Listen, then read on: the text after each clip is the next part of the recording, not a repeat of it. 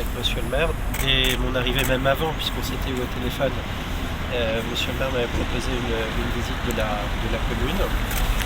Vous avez vu, j'essaie d'être beaucoup sur le terrain, de faire le tour de toutes les communes les plus importantes du département, mais pas seulement. Vous me verrez dans cette première partie de l'année aussi commencer des tournées par intercommunalité. Je suis vraiment très heureux d'être à Frontignan. C'est une ville importante dans le département, c'est une ville avec une identité extrêmement forte, c'est ce que j'ai compris ce matin par son passé industriel, il faut bien le dire. Donc c'est une ville qui a pris un tournant important à la fin du siècle dernier, et j'ai rencontré un maire qui, de manière admirable, de deux manières, par de l'ingénierie, parce que monsieur le maire m'a dit qu'il y en avait besoin. La taille du projet de requalification du site Exxon jusque de l'autre côté du canal, qui fait 11 hectares, mérite à mon avis que l'État accompagne ce projet avec de l'ingénierie. Au-delà de la reconstruction de la gare, qui est fortement aidée par la région, de la construction bientôt d'une passerelle juste derrière nous, il y a besoin de l'ingénierie aussi en cœur de ville. Monsieur le maire l'a dit, il y a besoin de l'ingénierie également sur la question de l'élévation du niveau des eaux et du trait de côte. Et je veux saluer la volonté de la mairie de s'inscrire dans le décret liste qui a été ouvert par l'État, la volonté également de la communauté d'agglomération de s'inscrire dans une démarche proactive sur ces sujets d'adaptation au changement climatique.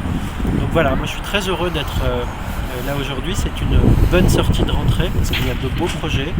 On a là un maire et une équipe municipale qui ont une vision pour leur commune, et c'est en réalité le plus important.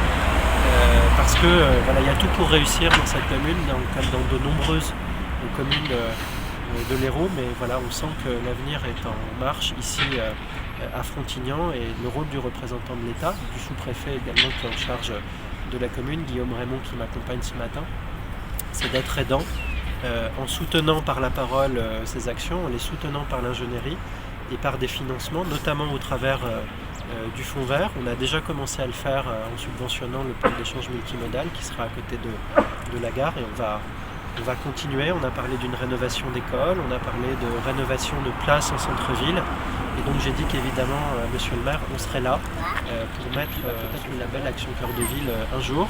Monsieur le maire et ses équipes me disaient ce matin que les labels de l'État étaient extrêmement importants pour déplacer des montagnes quand on a des terrains qui étaient dépollués, mais sur lesquels on ne peut pas faire n'importe quoi, avec une gare qui va apparaître, un pôle d'échange multimodal, cette passerelle, ça réclame de l'ingénierie. Il ne faut pas faire d'erreur dans la structuration de ces 11 hectares. Moi je salue aussi la démarche de monsieur le maire qui m'a dit ce matin, monsieur le préfet, on ne veut pas faire de bêtises sur ces 11 hectares, on sait que cet espace est extrêmement précieux, bien relié au centre-ville par cette passerelle, avec des services de chaque côté, la gare d'un côté, ce cinéma, ce restaurant et ce pôle d'activité de l'autre.